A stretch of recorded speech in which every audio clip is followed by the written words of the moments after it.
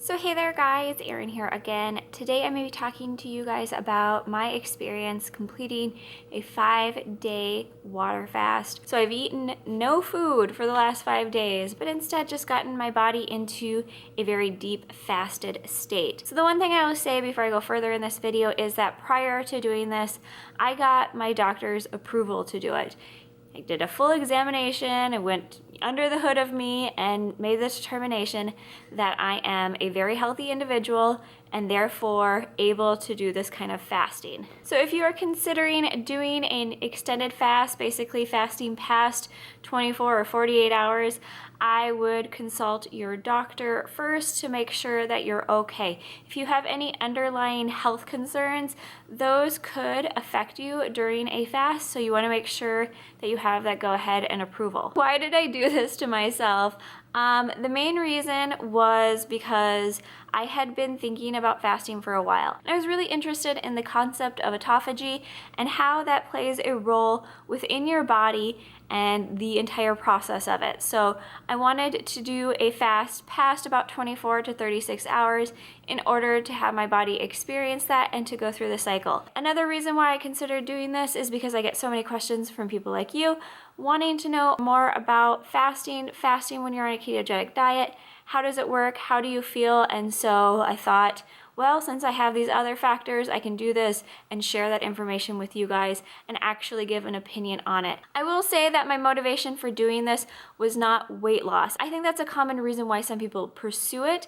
And it does help you lose weight. I have lost weight doing this, but weight loss right now isn't my goal. I'm a pretty small human, and what I'm focused on more is building more lean muscle and reducing my body fat. So it's not really about what the scale says to me or that number or losing weight. It's more about losing body fat. And so that was kind of my side goal during this process, to see how much body fat I could lose. So what did I do? I did a modified water fast, and I call it a modified water fast. Some people would call what I did a water fast, and I'm calling it modified because to me a water fast is just strictly drinking water, and that is not what I did. I had tons of water, but I also had 1 cup of coffee in the morning. I had herbal tea throughout the day, and I also drank mineral-based water as well as a few choice supplements. So I had salt in some of my waters mixed in with some potassium powder in order to keep those electrolytes up, because you lose a lot of electrolytes during the process. I also used a magnesium body spray, and that is an oil that you spray on your body and your skin absorbs the magnesium from the oil, so I use that in order to keep those 3 electrolytes up during this process. I also stopped exercising. I became the most lethargic version of myself. Definitely didn't hit my 10,000 steps a day. Wasn't working out. I also even removed my saunaing because I didn't want that extra stress on my body weighing me down throughout this process. So every single day I measured myself to determine how I was feeling, and this is basically a metric on how am I overall feeling. Do I feel like I got good sleep? Am I feeling bored? Do I feel like I'm thinking about food a lot? Do I feel like I've got enough energy? Do I feel like I have enough mental strength?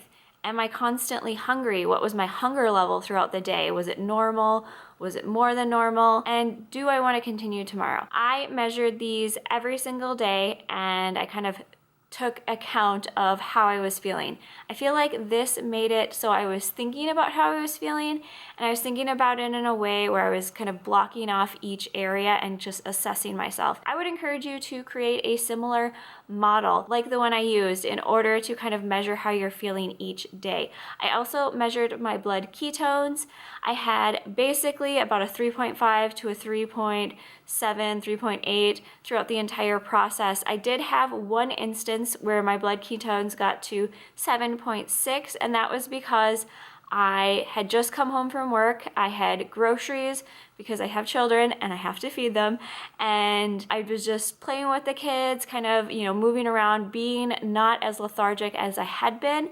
And so that's basically putting me into the exercise ketone mode. And so my body released a bunch of ketones, and that got into my blood. And then when I measured about 45 minutes later, I had probably the highest ketone reading I've ever had. Typically, if you're between a 0.1 to 8.0, you're within the kind of nutritional ketosis state. Dr. Berg did a great video about this a couple of years ago about ketosis versus ketoacidosis. So that number might seem high. You might be like, oh, were you in ketoacidosis?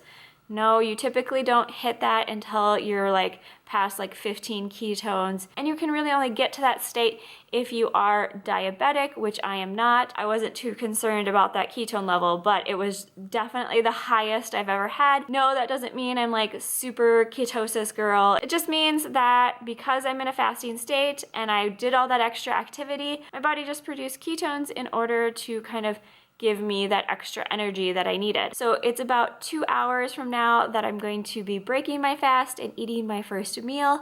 I feel great. I don't know if you can tell, but I've got a lot of energy right now and I feel pretty amazing. I felt some points where I felt kind of sluggish and kind of down, some points where I felt like I wasn't getting the best sleep. So my results, I have lost 7 pounds in total. So I started this at about 130, that was my starting weight. So I got down to 123, which is a 7-pound weight loss. It's hard to count a couple of those pounds because that's not normally where I'm at. But we'll call it 7 pounds since I started at 130 and I ended today at 123. My body fat percentage is 22.8 and at the end it was 27.6. So I lost 1.2% body fat percentage during this fast, which is really what I'm focused on because I don't care what the scale says, I care about that number and trying to get to that 20%. In the last like month or two, I've only been able to lose about a half of body fat percentage.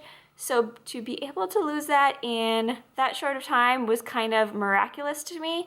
Now I will say I don't think these results will stick. I expect to gain back about half of the weight that I lost. I will check in with you guys in the next couple of weeks because I do expect those numbers to go up, so I will update you on where my weight is at. Some quick takeaways that I have for this, and I'm gonna actually do a, things I learned while fasting video, and I'll have that up a week after this one. I did feel some slight hunger, but it was never to the point like, oh my God, I'm gonna die, I can't get through this is the worst thing ever. It was never to that point. It was more, at mealtime, and that's just because you release a hormone that signals, hey, it's the time that you normally eat, time to eat. I didn't feel like I was starving ever. It was really all up here and just getting past that. Sleep was my biggest downside. I had a lot of nervous fear the day before I started because I knew I wasn't gonna be eating. And then I just had a bit of restlessness. It wasn't that I was waking up and feeling hungry. It was more that I just felt like I couldn't fall asleep the way I could before. I think it was more because my body was adjusting to being in a fasted state, and maybe it was the autophagy. Maybe my body was just constantly working and that just didn't allow me to fall into that good deep sleep state. The thing that really helped me when I was starting out was the fact that I am fat adapted and I have been fat adapted for so long. Now fat adaptation is completely different than just being in ketosis.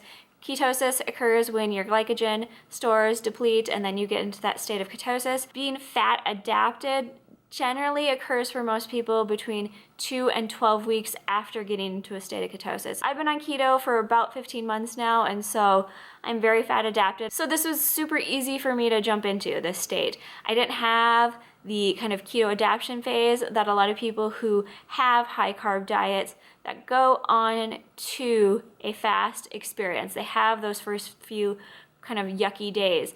I think just being so fat adapted really helped me get into the state right away. I pretty much felt generally pretty good throughout the entire process. So the other thing that I think is going to help me as I transition off of being on a fast is the fact that I'm just going to go back to my healthy keto diet. So now that I'm going to be breaking this fast, how am I going to do it?